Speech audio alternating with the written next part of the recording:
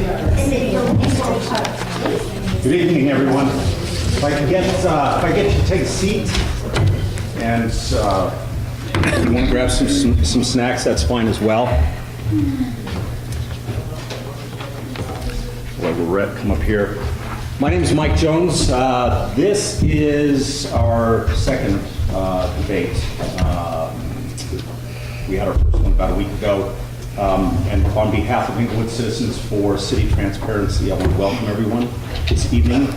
Our debate is discussing the recall of Council Member Lorette Barentine, who we have with us this evening. Our format to this evening's debate is going to be very similar to the one that we had last week. We're going to have the moderator, Doug Clark, again is with us. I thank Doug for being with us. He's going to ask some questions of Councilmember Barentine with regards to specific allegations that are the basis of the recall that we're currently working through. In addition, we are going to hand out cards to anyone who wants to, that has questions.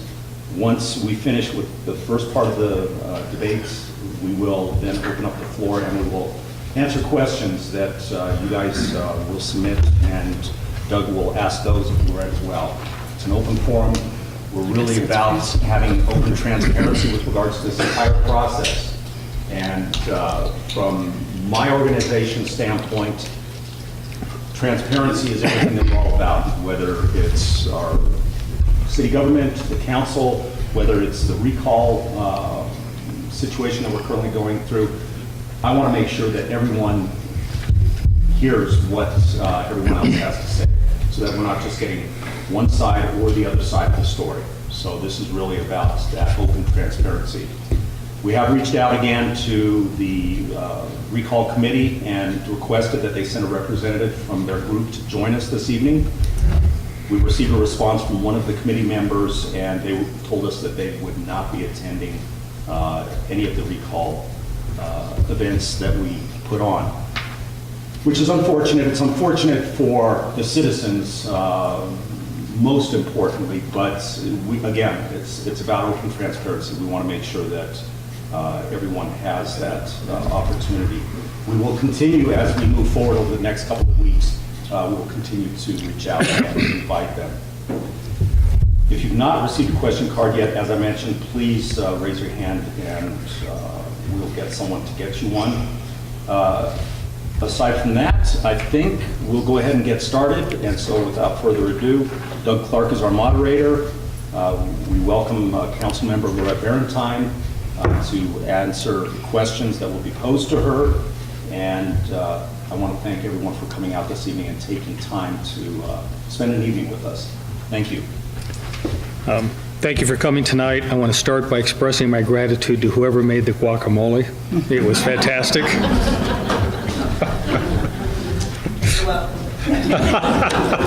Yeah. When I drafted the questions, I didn't know whether a representative from the other side was going to be here tonight, so the questions are formatted that way. We'll adjust as we go through the evening. The original format that I was hoping on was that each side would be here. I'd ask a question of one side, they'd have 5 minutes to respond. The other side would then have 5 minutes, and then each side would have 2 minutes to rebut. But we should, in theory, get back done in half the time, I guess, because there's only half the side. So I'll start with the first question. I'm the one that drafted these questions. So on the website, the recall website labels Lorette as an obstructionist for voting against the 2018 city budget. I'm sorry, can you speak up just a little bit, please? Sure. The website labeled Lorette as an obstructionist for voting against the 2018 city budget, saying that vote jeopardized police, fire, streets, and water. The website links to the minutes of the October 2nd, 2017 meeting, and it directs people to pages 4 and 5 of that meeting. However, the October 2nd meeting was actually the first reading of the budget. Budgets and all ordinances go through a first reading and a second reading. The second reading of the budget happened on October 17th, 2017. At that meeting, the vote to approve the budget was 3 in favor and 2 against. But since ordinances require 4 votes to get approved, the budget failed. Councilmember Rick Gillett was absent from the entire meeting, and the minutes from the meeting note that Councilmember Linda Olson walked out of the meeting at 9:57 p.m., right before the votes on the budget began.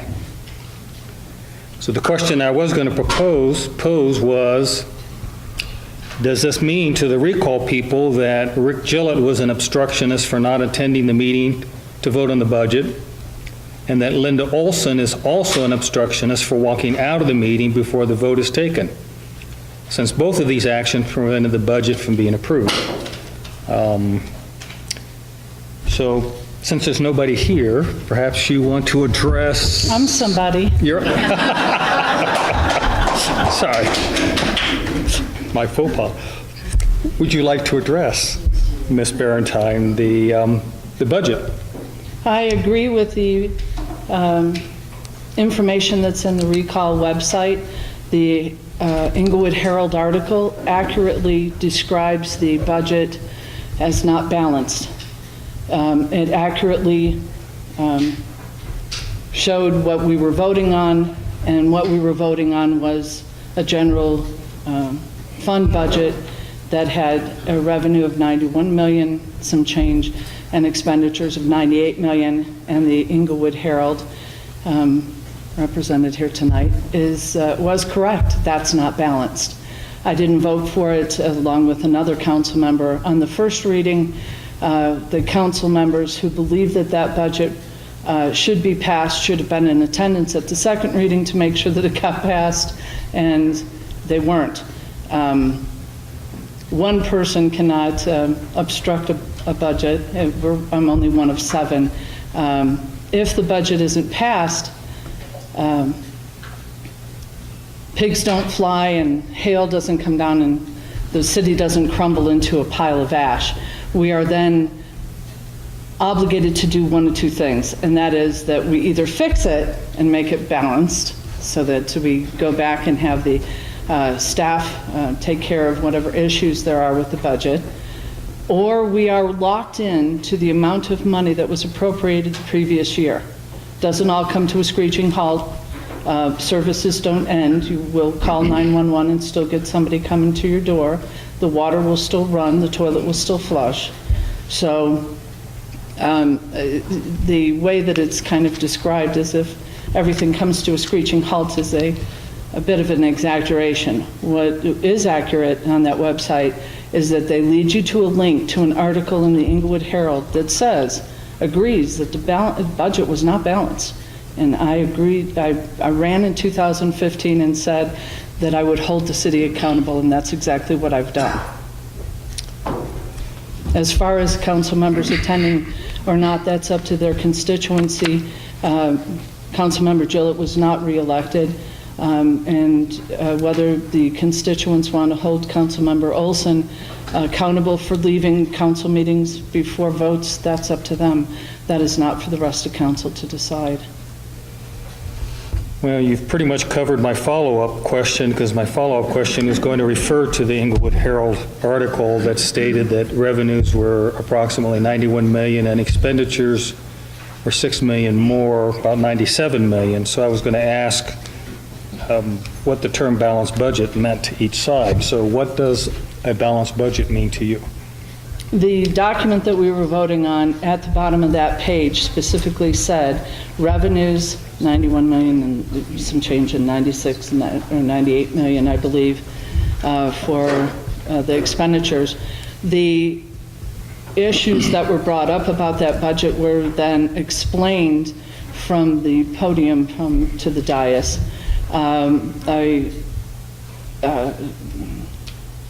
Sustainable budget, a structurally balanced budget. And what that ends up meaning is that there's revenue, expenditures, and savings, the reserve. And that there is the intention to use the reserve for balancing that budget. That was not what we were voting on. What we were voting on was revenues this, expenditures that, but there was additional information, anecdotal, given from the chief financial officer. That's not what I was voting on. All the explanation is not what we were voting on. Structurally balanced is not balanced. If you are in your home and you are balancing your budget by using your savings, it's not balanced. Otherwise, stop calling it savings and don't pretend. Then if we don't have as much a reserve, then you can't say you've got a lot of reserve if your intention is to go ahead and use it. Fortunately, we did have some additional revenues come in that help that, but budgets are forecasting a future, and in the end, whatever happens, while I'm grateful that we had some good financial outcomes, that's the reality, and it's not hard to guess what happens after it happens. Budgets are supposed to prepare, and we need to make sure that what we're preparing for is balanced. Thank you. Next question is, the recall website says that Lorette routinely violates the charter, quote, and gives a specific example when, and I'm quoting here, Lorette and 2 other council members refused to vote on a motion to reconsider council management and walked out of the January 17th, 2017 meeting, end quote. The term reconsidering council management actually means vote to remove George Jefferson as the mayor and replacing him with someone else. So my question was, since this was presented as a routine occurrence, how many other meetings has Lorette walked out of, or how many meetings have you walked out of? None. That was the one I walked out of. I left that meeting. Okay. Next question I was going to ask is, can you explain how walking out of a meeting before a vote takes place on who the mayor is or replacing the mayor is different from walking out of a meeting before a vote on the budget is taking place? I believe that Councilmember Olson has left several meetings, but with the permission of the mayor, and that's exactly what our charter says. If she had some other conflicting issue that she needed to leave, there is a protocol for doing that, and she has left several meetings, whether it was a trip or something going on. But she did have, I believe, did let the mayor know. It did obviously affect that vote adversely to the other side that believed that it was balanced. And so I think that the representation piece of it isn't there, and we have to be very cautious of using that. I walked out of the meeting along with the mayor, so, I mean, since they were trying to oust him, I guess I had his permission to leave. I'm gonna go with some grace on that I think I had his permission to leave since he left before I did.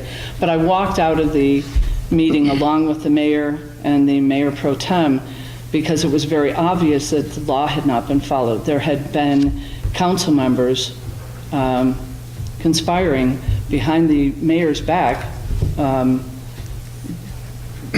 without the knowledge of the rest of council and not with the normal protocol. It was not on the agenda. It was not noticed for the public so that there was a discussion about what was going on.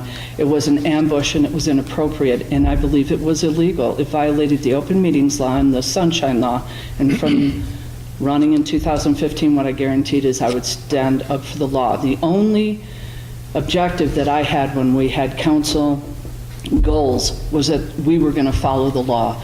And some of the other council members thought that was too small. I mean, and I challenged them that I thought it was a much bigger challenge than they thought they were going to be handling. And that was one of the issues.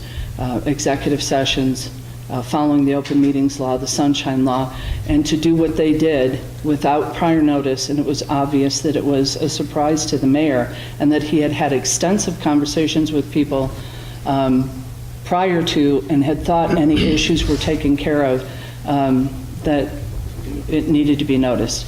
The people, Councilmember Yates at that time rescinded that motion 2 weeks later. and believed that it was better that cooler heads prevail and that conversations needed to happen in a much more civilized, organized, and legal manner. So he rescinded that. So obviously he had some regret about what he did as well. So I'm grateful that we left the meeting and allowed a proper legal process to take over. Well, that also answers my next question, which was going to be, since walking out of the meeting prevented a quorum from taking place on January 17th, and the Englewood City Council has met with a quorum multiple times after that, how is it that Joe Jefferson was still mayor? And I think you answered that. He showed the leadership that we expected from him, and obviously the community supports him. They elected him judge. So he brought things to order and continued on, and I think he did a good job. I supported him. I didn't always agree with him, but he was always willing to have the conversation, and that, in the end, is the most important part, is to have the conversation. That's good governance. Like I said, Councilmember Yates rescinded that motion 2 weeks later, and Councilmember Amy Martinez rescinded her second, and it was taken off of the table. The accusation that I prevented a vote that I didn't like the outcome of is not accurate. I don't know who knew how everybody was going to vote, but I sure didn't. I did not know whether they were going to remove him or not. I walked out because of the process. Now, if there are people that know how those other 4 council members would have voted, then shame on them. All right, new question. There's a new additional charge on the website saying that you have campaigned against Englewood school improvements. However, the city of Englewood was collecting use tax from the Englewood School District, which means that the city was actually taxing the school district on the materials used to build the schools. The city council passed an ordinance to stop the collecting of the use tax at your urging. So I was going to ask for an explanation on why anybody would think that it's proper for one governmental entity to tax another governmental entity, since that means that the citizens end up paying a tax on the tax that they've already paid.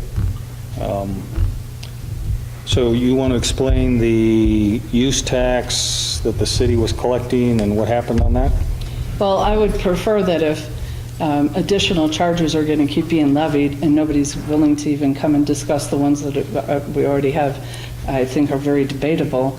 It's a little disingenuous, and I'm offended by that. But I don't sit on the Englewood School Board, and so the city of Englewood has 5 different school districts in it, and I support all of the school districts. Mostly, I support the vote of the people, and that's what I promise to uphold. In this particular vote for the bond issue, previously, when the high school and middle school were done, the city had contentious, go back and listen to the tape.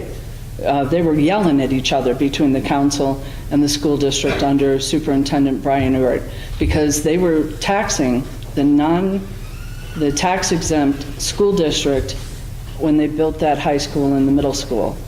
And basically what it boiled down to, and that was under the leadership of Woodward and Penn, and they took money from that bond issue and taxed them. What ended up happening is that they told them, you could go ahead and sue us, and you'd probably win, telling this to the school board, but you'd spend more money for lawyers than what we're going to take from you. So in the end, what they allowed them to do was they allowed them to have a say on how they spent half of the money they took from them. In the new bond issue, the amount of money that would have been taxed for the school district's construction would have amounted to about $1.6 million. And I didn't think it was appropriate for us to take that money away from the children to further burden the taxpayers and to siphon off money that was never intended for the city. It was intended for that project. It was intended for those schools. So regardless of how I felt about the particular bond issue, once that $110 million bond issue is passed by the citizens, that money needs to go to the proper place for the reason and the purpose that it was voted on. And I worked with the school district to go ahead and make sure that we changed our ordinance so that we were no longer diverting funds away from a tax-exempt entity that we should have never been charging. That's not our pie to stick our finger in. Have we been collecting cards from the audience? Because that's the end of my prepared questions. Does anyone else want a card? Go out.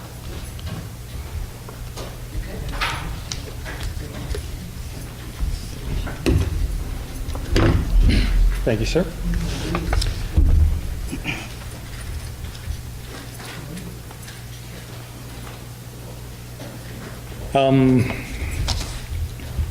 Okay. The question is not allowing a council member to talk to staff a law or a rule or what? Where is that directive written down? And can council members call the police or the fire department?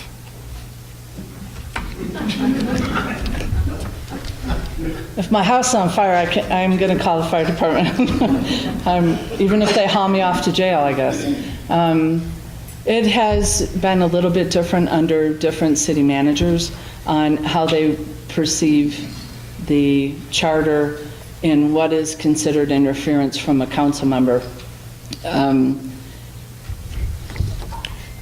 Directing the charter is clear that you cannot, as a council member, interfere with safety services. I can't go up to a police officer and go, you can't ticket him or argue with him. I can't interfere with somebody being able to do their job. I'm not going to go up to a firefighter and go, no, you have to put water on this house first instead of that house. I think it's meant to allow people to do their jobs.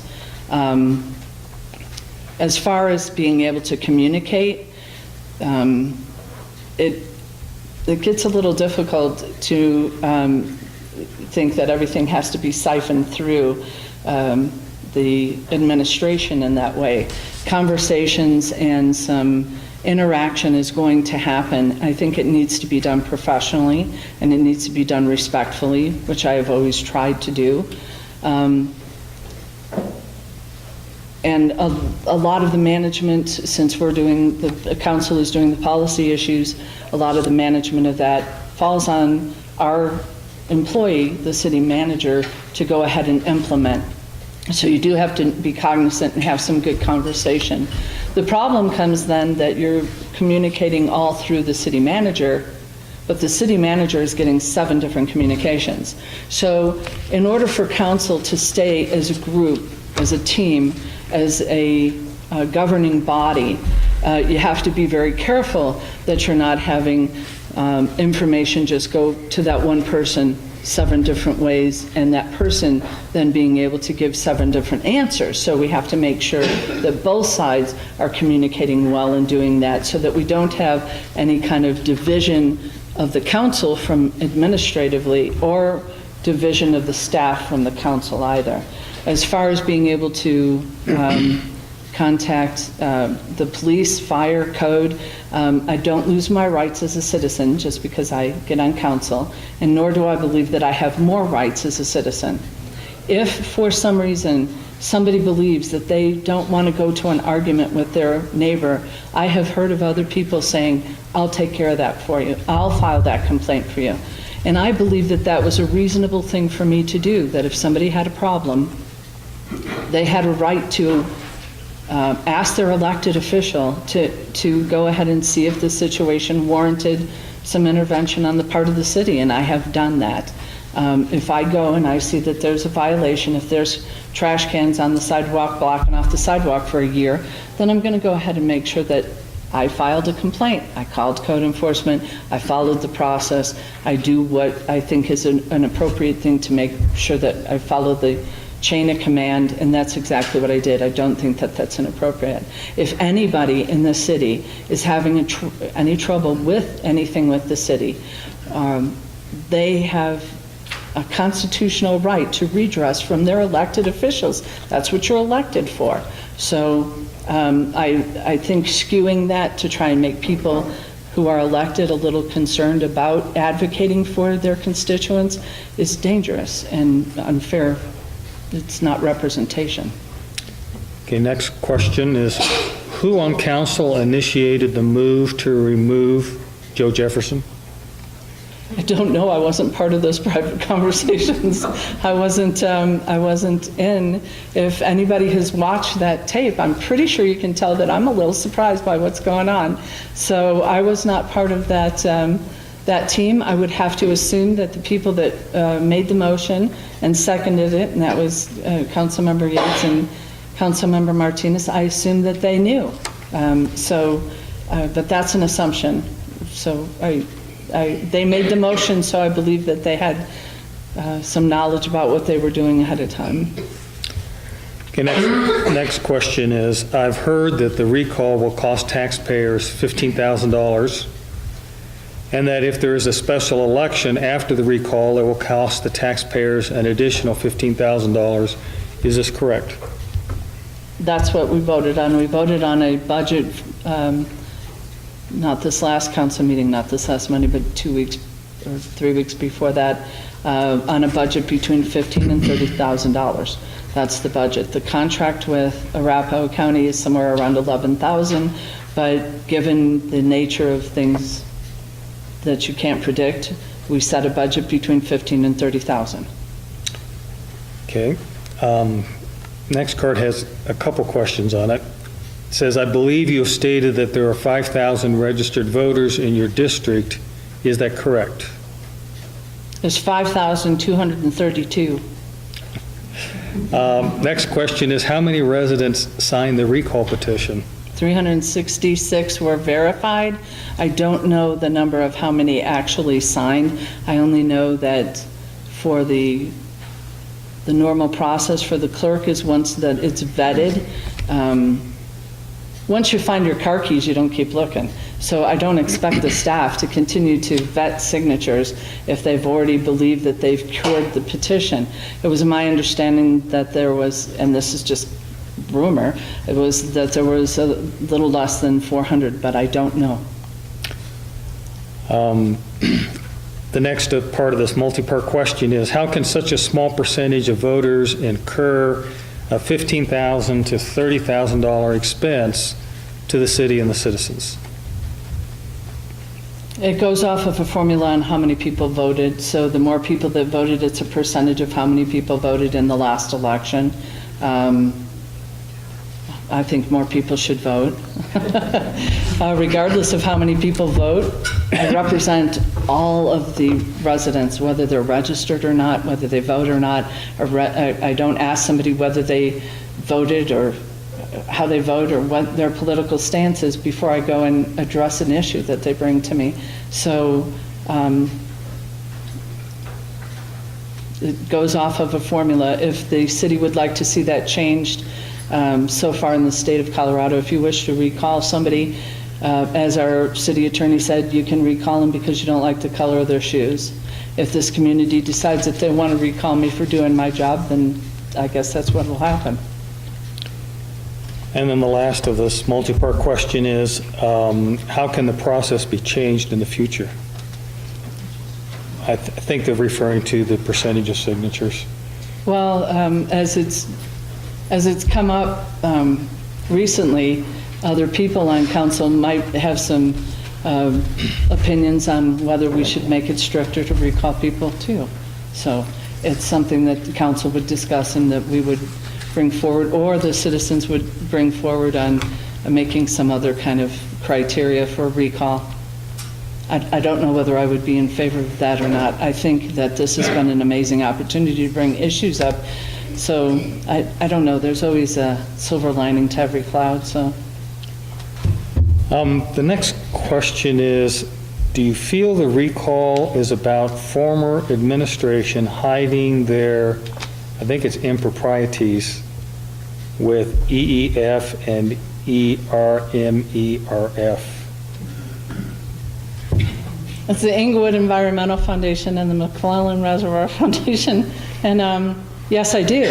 I think I state that very clearly the night that they came, when former Mayor Jim Woodward came and read his reasoning that they were going to go ahead and put the recall out there. And I had the month before been advocating for a forensic audit for those organizations. Those organizations were created in the late 90s. Assets that you own were given to those corporations, and those corporations, the board members, are our employees. They refuse to go ahead and provide open information. They refuse to comply with any core requests because they were not obligated to. I asked when I ran on this as well in 2015, and in November of 2015, I requested as a council member newly elected to get that financial information. And once the city manager looked at it, the next day it was turned over to the district attorney. I did not turn it over to the district attorney. The city manager did after looking at them. I never looked at the books because for a year and a half they sat with the district attorney. A year and a half later, we got a letter that said, well, the statute of limitations has run out. And basically what's illegal, the statute of limitations has run out, and the rest of it, it's not illegal basically to waste taxpayer money. These corporations were private corporations that were not under the same auspice of government scrutiny. So the way that they were set up by the council in the late 90s allowed them to go ahead and bypass the rules that the city would have been held to, or government would have been held to. I don't believe that that's right. It was allowed. It was allowed by the people during their terms, the people who are sponsoring my recall. And when they came and read that night, what I said was, I guess I'm on the right track. Thank you for letting me know. There's one more part to this question.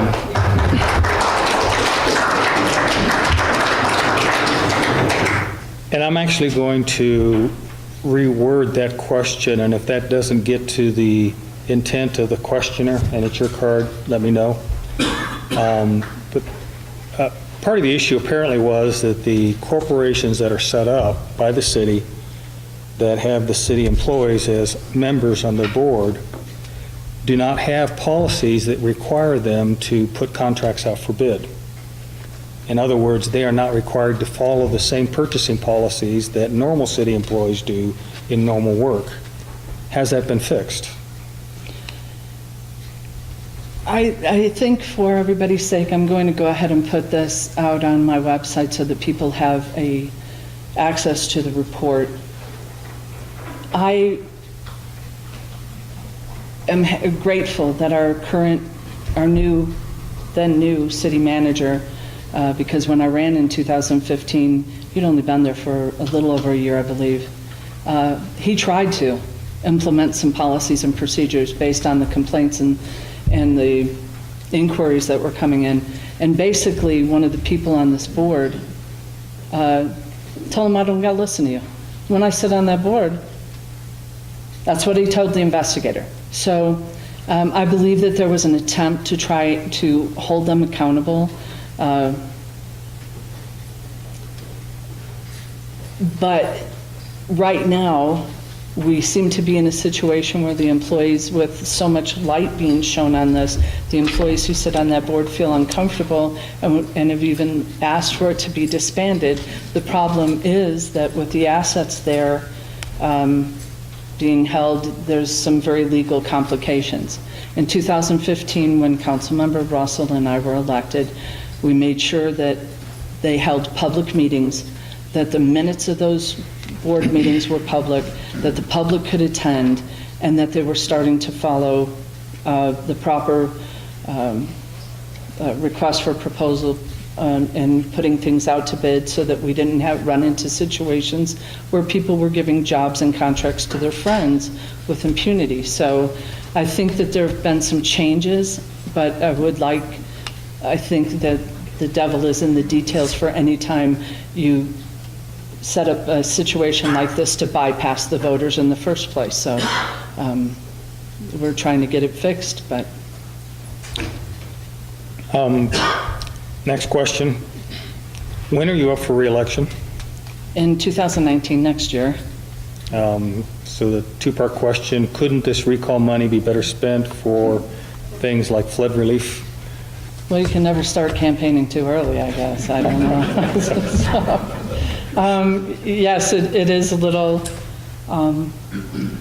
unusual, and that's why I'm baffled by when I first put the challenge out, when I knew there was going to be an election, when I first put the challenge out that I would debate and discuss these issues anytime, anywhere, with anyone, anybody being the moderator, whatever they wanted to do, I really thought that there would be a response, because if anybody in this community truly believes that I am harming this community or I am not the best representation of this community, then they should come out and defend that position. Because I'm willing to defend the kind of work that I'm willing to do the kind of representation that I think District 3 is entitled to. So if they truly believe that, then they should come and make the argument and get the vote. The kind of name calling and just disparaging and lies that are being told, then come and let's have the conversation so we can make the community better. That's not what's happening. Next question is, because of your financial background, do you find that the numbers that come to you on balance, I think pun intended, usually, or making sense?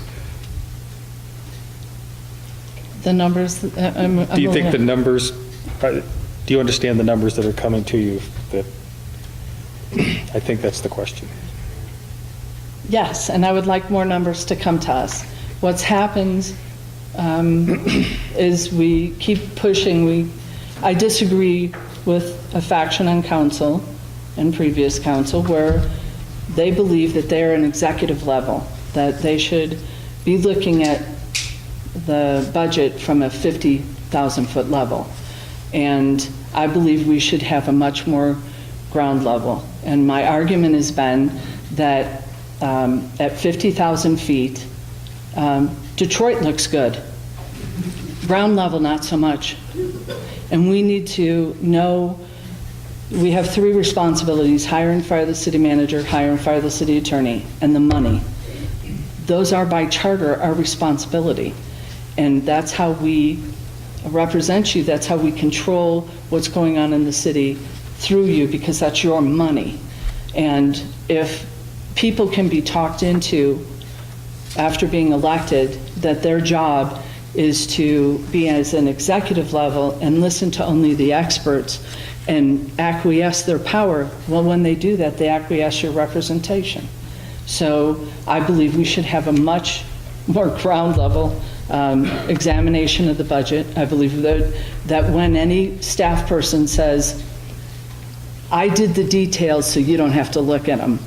If your husband or wife said, sweetheart, you don't got to look at the checkbook, the minute they left the room, you'd probably be looking for that checkbook, because so I really do have a much different, and I think there's several council members on council now that have a much different view on the responsibility and their representation regarding the money, and that it should be a little bit closer to the ground level, a little bit more detailed view. That's the questions that I see that are directly related to the recall. So there's a number of other questions that are what I'd categorize as just generalized questions. As to the recall, if you would indulge me, could I have just 1 minute on the recall to make a statement? You want to do a closing statement? You want to do it now, or you want to do a closing statement? No, I want to do it now before Okay. we talk about any of the issues. All right. I have tried very hard to take the high road in all of this, to go ahead and make sure that I represent this community and that I am respectful and that I have some dignity in it. I just found out, the plethora of lies that are being told about me personally, the accusations, the mudslinging, it needs to stop. It is dividing this community. It is disrupting what's going on in council. And I just found out that one of the people, sponsors of this recall, is going around telling people that another council member called the police on me a couple of months ago. Now, there is a thin line between being an elected official and tolerating this kind of stuff, and then having people slander you and lie, and they're not willing to come out and do it in public, but behind my back to tell these kind of tales is reprehensible, and they better start backing them up, or I'm going to start seeking some other remedies. People cannot, with immunity, just go ahead and try to destroy another human being because they disagree with the issues that I stand for. I have a family, I have a home, I work, and I also do what I think is a pretty damn good job on council. So if they're going to go around and start telling people that I have had the police called on me, or that any other council member has called the police, or that the police hate me, or that any department starting to represent this city, any member of the city or the employees of this city, that they have any skin in this game, that they are involved in the politics, or that they are in any way advocating for or disparaging any council person, demeans them as the professionals that they are. And I expect it to stop or suffer the consequences. And that's all I have to say.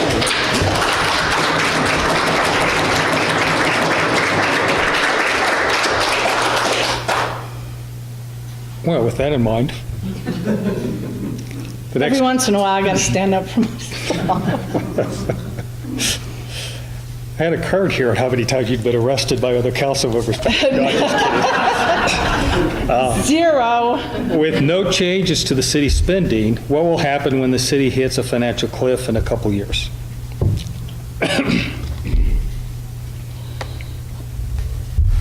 Exactly what's being talked about, and that's that additional taxes would have to be levied. The Budget Advisory Committee, in its meeting this week, is advocating for, some of the members are advocating for a head tax. That was tried before, and Swedish isn't going to like that too much.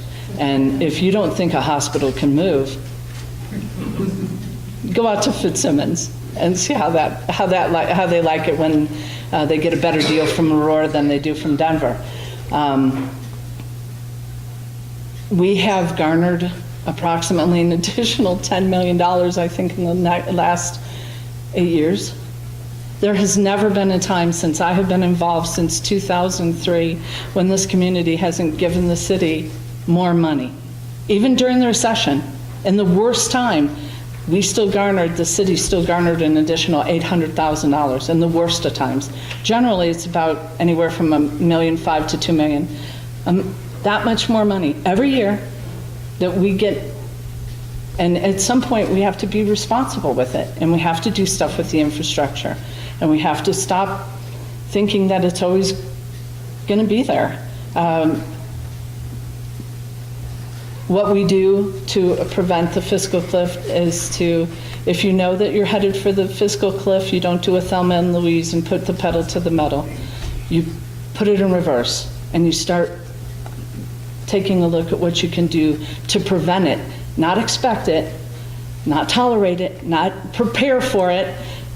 Stop it. And we can. We're not getting less money from this community. Every year we get more.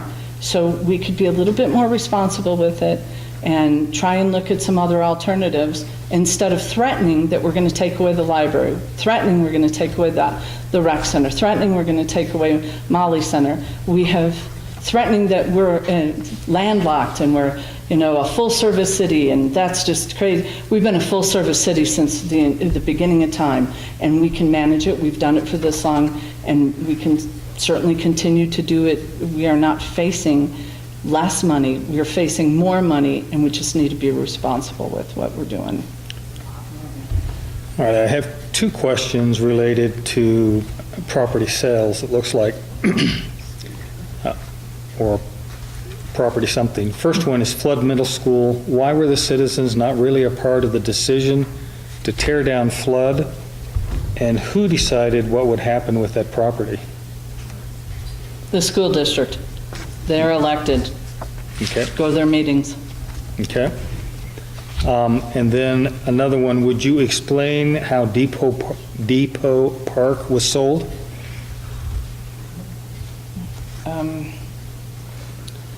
While I was not on council, I got 3 citizen initiatives passed. One of them was Save Englewood Parks, and in 3.5 weeks, we got almost 1,000 signatures, and that was in August, June and July, or July, yeah. So we had the signatures. It was going to go to the people to vote on in November.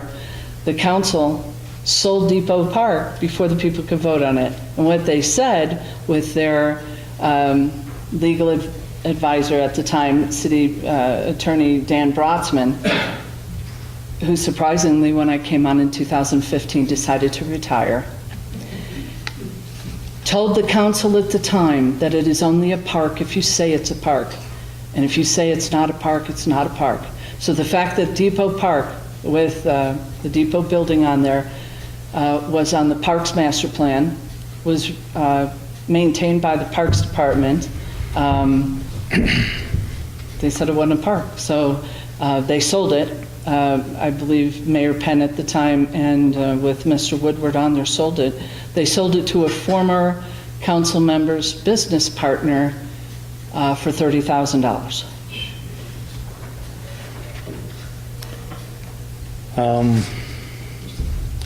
I have a couple questions here that are about former council members, or they're making accusations that I don't really feel comfortable making without, or reading without some more substantiation. But there's 2 more questions. When will the city take control of the city and the city manager instead of the other way around?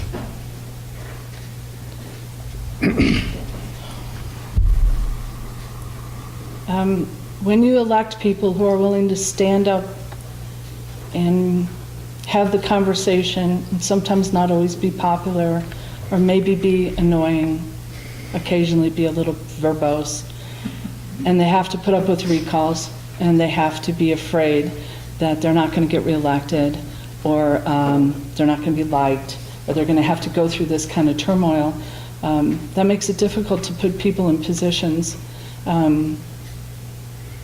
where they're willing to stand for something. This is not an easy thing to do. It's not always fun,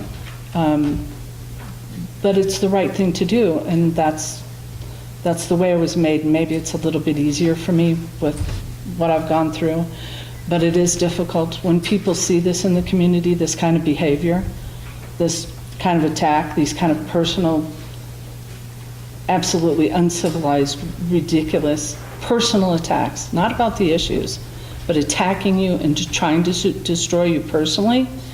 It makes some really good people that could come forward and serve a little hesitant to want to try and dip their toe into that well. So hopefully the community will show that they support the representation in the process and make it a little easier so that we have some more people come forward that are willing to stand for something. Okay, the last question that I have from the audience is, do you have a plan for holding the city manager accountable for knowingly violating Tabor laws by using emergency funds without council approval? I requested, along with Councilmember Sierra and Councilmember Cuesta, requested additional information on whether that money had been appropriated or not. If the money had not been appropriated, it was a violation of state law to spend money that has not been appropriated. I made it clear to the chief financial officer that I could not find where it was appropriated. I did give her a heads up before the meeting, and I requested, after talking to Councilmember Sierra, I requested that we have that information shown to us, that if it was appropriated, that we should be able to just have it presented to us so that we know that that part of the law was followed. As for the rest of it, we were put in somewhat of a difficult position in that the money was already spent. And we need, several council members, including myself, have requested that we talk about the policy on how we handle those types of situations. There is a problem with that contract in and of itself, as it was a contract given to the people who seem to have caused the problem. And so there are some other issues, as I've talked to people who are much more savvy on the technical piece of it, not just the legal piece of the appropriation of it. So whether it was even necessary to spend that money or whether it was truly an emergency, I believe an emergency was the flood that happened on Acoma. I'm not sure that this storage issue rose to the level of an emergency that should bypass your representation.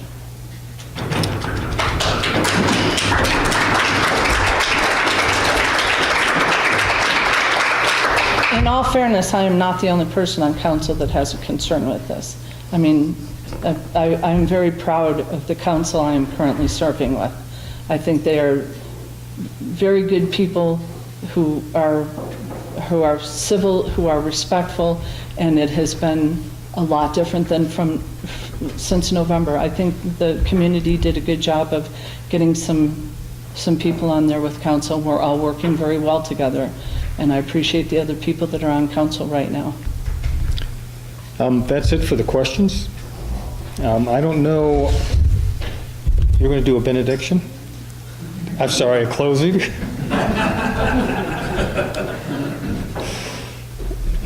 It's about 5 minutes till. Are there, at the risk of opening the floor up to questions, are there any other questions anyone has out here? Kmart property. Kmart property. I know that it came as a big surprise to a lot of people when the city manager said that there actually is a residential overlay on Kmart. That was the first time I had heard about it. During the presentation at the community meeting with the residential, the retail that was going to be going in, it wasn't until the end when somebody asked, what are you going to do? Where do you see this property in 5 years? And they said, oh, in 5 years, we're going to go back and ask for the residential piece. And they were like, what? You're going to put residences here? That's what everybody in that area is concerned about, is more density, is more apartments. And that's kind of seems to be being withheld from the larger plan of it, is being withheld from the community is a huge concern. That's a huge concern. Nobody wants to think that the city or the developer is trying to do a frog in the water kind of thing. You know, we'll just ease you in a little at a time and in 5-year increments, and then all of a sudden we've got this big apartment building there. So we need to get a little bit more information. I asked the city manager that we should make sure that the community, especially District 3 and District 4, are aware of the potential for that property and whether they would like to see some different zoning changes on there if it's really true that there's an overlay on that property. So we're trying to find that out. We have in the last council huge tax subsidies going out to build apartments. We're taking money from our school district and we're giving it to a developer to do. I mean, that's not where the community thinks their priorities ought to lie. And there's a lot of pushback right now with this kind of density and giving these kind of subsidies and tax breaks out to either corporations or developers. And you have people who were not reelected because they took money in part because they took money from developers, and people didn't think that that was the representation they wanted, I assume. So at least that's what happened. So I am very aware of the concerns that are going on with Kmart. I'm concerned about where the future of this is, and that the community is at least told the truth up front about what the plans are and the potential that can be done on that property so that they can make an informed decision. Elaine? Speaking about property, the property around Civic Center, that's in receivership right now. Is there any plan for that, or is it going to revert back to the city? What's going to happen? Because we gave a great deal to Weingarten on that one, and he never followed through. When we did that, it was Miller Weingarten, you're correct, it is Weingarten now, and it is in receivership. The land ownership and the different leases and contracts are somewhat complicated. Eve, as you well know, Englewood Environmental Foundation owns. It's complicated on who owns what and where it all lies. There's 56 years left of the lease property piece of it. There might be some extension of that lease. Miller Weingarten, and now Weingarten, what's in receivership is the buildings. They own the buildings. We always, I think, with a few exceptions, we own the land.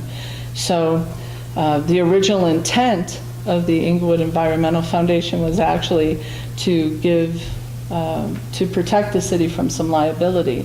But it turns out that, quite honestly, the way that this is run, this incestuous relationship with this corporation actually hasn't afforded us that kind of protection from liability. So where we're going to end up, City Center, with all of this nonsense, didn't even last 15 years.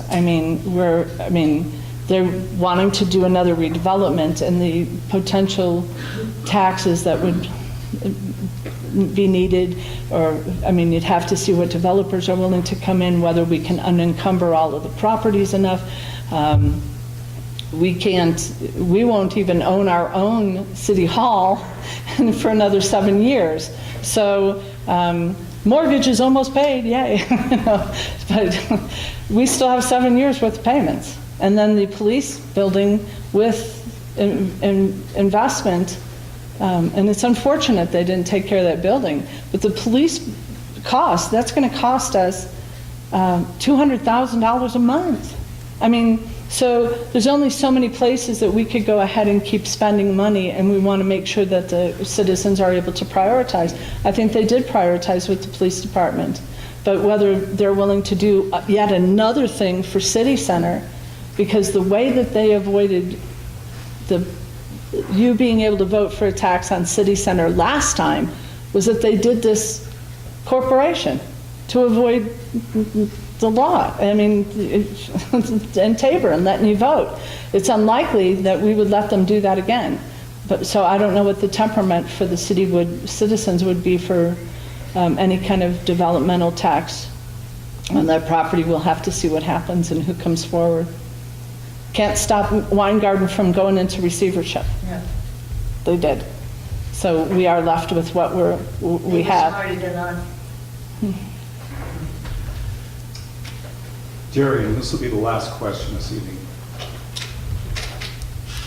With the record that the city of Englewood has in dealing with any corporation, company, anything like that, and by example, I mean all the apartment complexes that we've built that are all pretty much tax-free, being sold for millions of dollars to other developers because they are tax-free. There's a rumor afoot, or rumbling, or I don't know what to call it, that perhaps the city will go to a single garbage collection.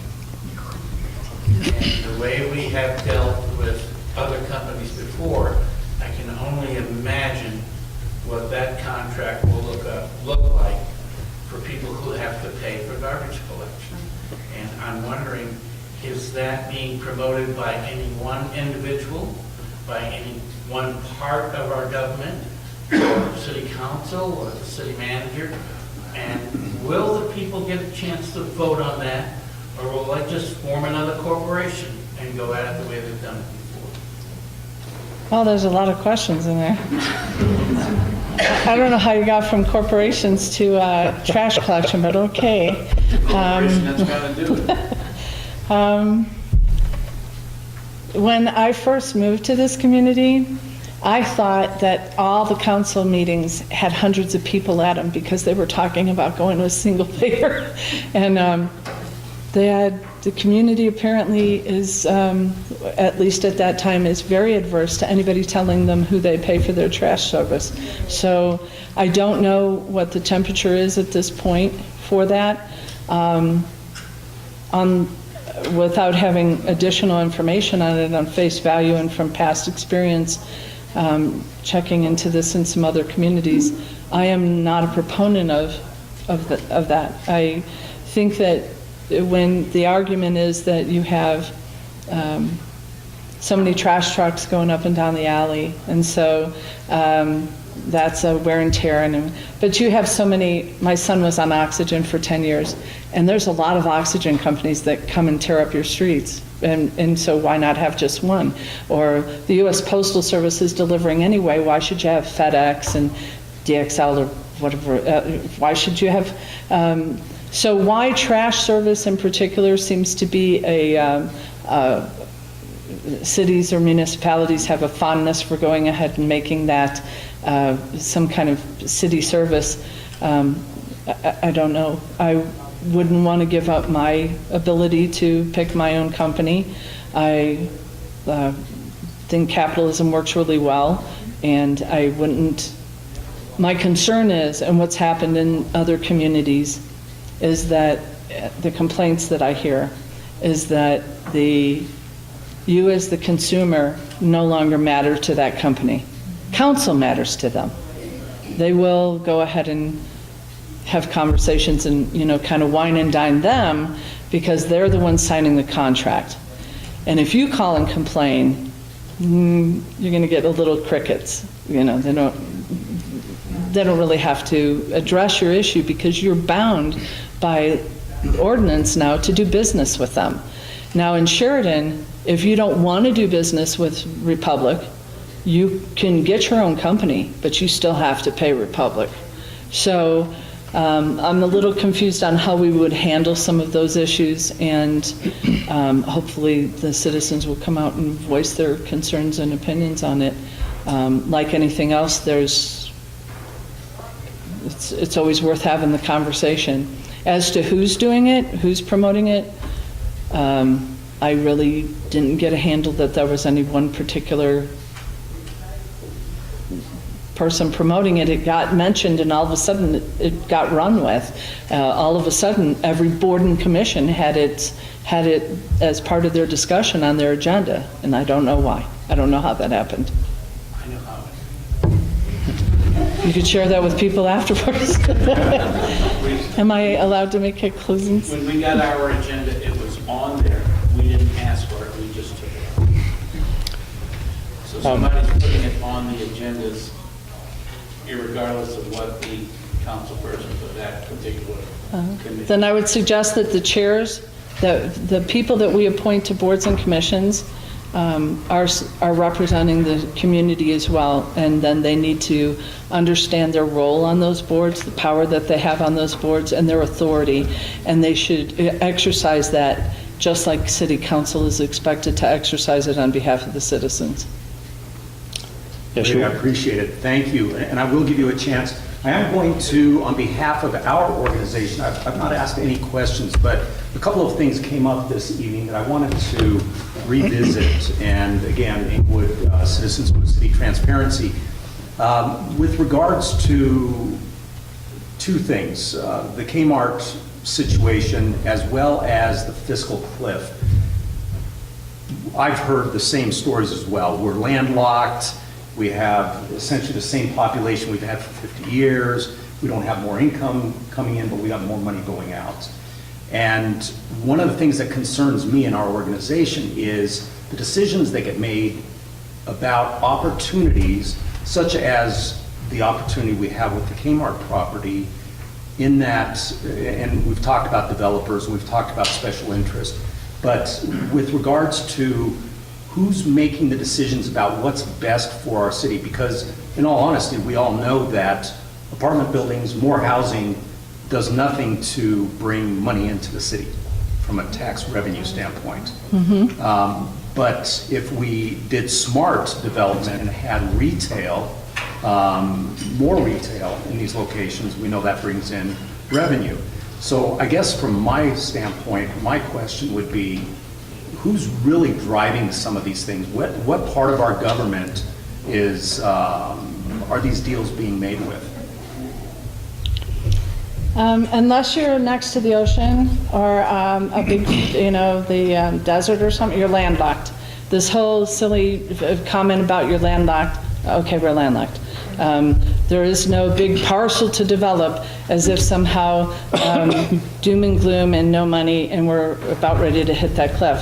But I said earlier that every year for the 20 years that I've been doing this, we have provided as a community, the city government, anywhere on average from $1 million to $2 million more every year. Except for when there was a recession, we only gave them an additional $800,000. It has never been less.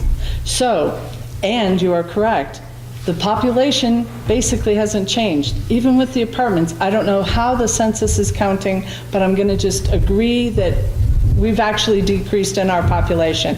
And yet we continue to provide an additional $1 million to $2 million every single year. When I was on council before, we were dealing with a general fund budget of somewhere around $23 million. We're at $50 million now. Who in this room has doubled their salary? Because I need to borrow some money. I mean, the city doubled, and yet every year we're going to take away, we're going to do without, we're going to getting rid of the fire department. That was sad. In the end, that was basically we needed to shut down a station, and maybe we were too top heavy, but nobody wanted to take the political hit for going ahead and making decisions that are responsible.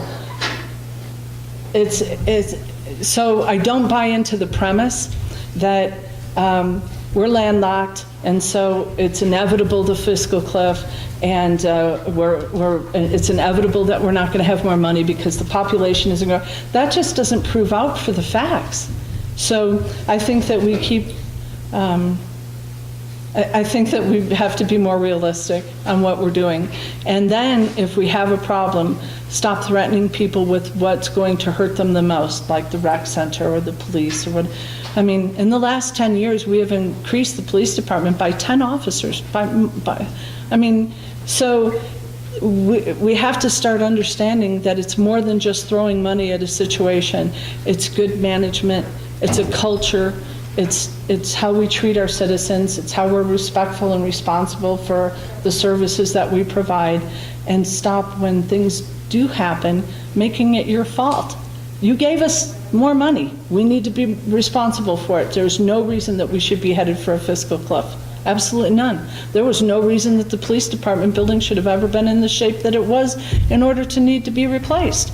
Not with dripping ceilings and problems. So we have to own up to being more responsible with what we've got, and we are consistently getting more. Thank you. Oh, and by the way, if anybody tells you that Kmart is blighted, all you have to do is stand on the corner of Bellevue and Broadway and turn north, and you're going to look at a big Rolex sign. So I think when you have private developers who are willing to see the potential for that area, I think that if the city maybe can step out of the way a little and not scare developers away thinking that they're going to blight it or urban renewal is going to get involved in that, and really see who comes to the table, I think they'll be impressed, because I'm pretty impressed with what was an abandoned bank building now looks like money. And if we're getting the sales tax on those watches and those Rolexes and stuff, we must be doing pretty good on that corner. So I hope they see the potential for the other side as well. Thank you. I will give you an opportunity to make a quick closing statement. And I will get down so you can have the whole We'll stage go yourself. ahead and dismiss everyone after that. I just wanted to tell everybody, thank you very much for coming out. I intend to do as many debates as possible until I get the information out, or somebody at least comes and tells me why I should not be on council anymore, and at least stand up for the arguments that they're trying to make. I am very saddened by I'm very saddened by this distraction at the time when we're going through the budget, and there is an election next year. I'm not quite sure that it matters when you're just trying to destroy somebody personally rather than deal with issues, especially a group that has made it very clear that they stand for civility and discourse, and that they can go ahead and use this as an excuse to do the kind of mudslinging and name-calling that they're doing is abhorrent. And if they don't think that I should be in this position and serve, then they should step up to the table and explain to the citizens why. I greatly appreciate that you've all come out. I have some information. If they thought they were going to embarrass me or humiliate me or make me feel bad, or that I was just going to crawl in a corner, they didn't know me. So I will, again, as I challenged from the beginning, I will debate these issues, discuss these issues, answer any questions as publicly as possible. Behind the scenes, this continuation of accusing, and especially what I found out tonight, that anybody would say that another council member called the police on me. I have about had it. So, but if they want to debate, I'll be pleasant. So, so I appreciate that you guys came out, and if anybody wants a sign or additional information, or to help me walk, or to challenge me privately, I'd be more than happy to talk with you. Thank you very much for coming out.